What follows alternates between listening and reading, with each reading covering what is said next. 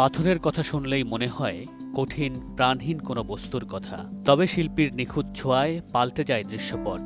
দৃশ্যমান হয় পাথরেরও আছে বৈভবময় প্রাণ।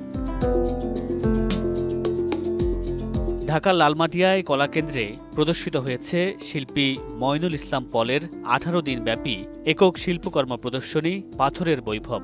প্রদর্শনীতে স্থান পেয়েছে তার ৩৭টি শিল্পকর্ম। আগত অতিথিরা বলেন, পলের কাজ আধুনিকতা ও লোকজ ফর্মের মিশেলে পাথরের শক্ত চরিত্রকে নতুনভাবে তুলে ধরেছে। এটা সামান্য একটা পাথর, কিন্তু আমি যখন বিভিন্ন দিক করে দেখব, মানে আমি এটা যখন বিশ্বাস করতে শুরু করব যে এটা শুধুমাত্র পাথর নয়, আমি আমার নানা অ্যাঙ্গেলে আমি এটাকে ভাবতে পারি। এটা হয়তো একটা পাখি হতে পারে, একটা মানুষের ইমোশনাল থট হতে পারে, সে ওভাবে চিন্তা করছে।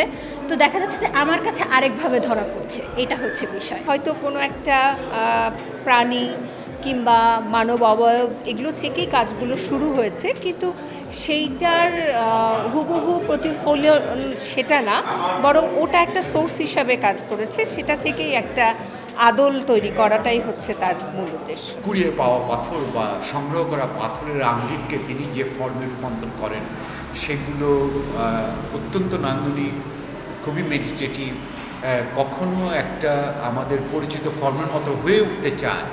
তো এই সব মিলিয়ে আমি মনে করি যে বাংলাদেশের যে ভাস্কর্য চর্চা, এই প্রদর্শনীটি তার একটা উদাহরণ হয়ে থাকবে। শিল্পী পল জানান, দীর্ঘ ৩৫ বছরের ভাস্কর্য চর্চা তাকে দিয়েছে অনন্য প্রকাশভঙ্গি, যার মধ্য দিয়ে তিনি ফুটিয়ে তুলেছেন পাথরের শিল্পকর্মে প্রকৃতির পরিবর্তনশীল রূপ। এই প্রদর্শনীর নামকরণ করা হয়েছে পাথরের বৈভব। বৈভব অর্থাৎ এটা একটা সম্পদ বা ঐশ্বর্য, আমরা যেভাবেই দেখি না কেন, এবং এটার একটা স্থায়িত্ব আছে। এবং এই পাথরের যে বৈভব অর্থাৎ পাথরের যে একটা সত্তা আছে, এইটাকে একটা প্রাণ সৃষ্টি করার জন্যই আমার এই প্রদর্শনী। শিল্পীর প্রত্যাশা, পাথরের বৈভব এ নগরীর শিল্পচর্চায় নতুন মাত্রা যোগ করবে। মামুনুর রশীদ পনেল, সময় সংবাদ, ঢাকা।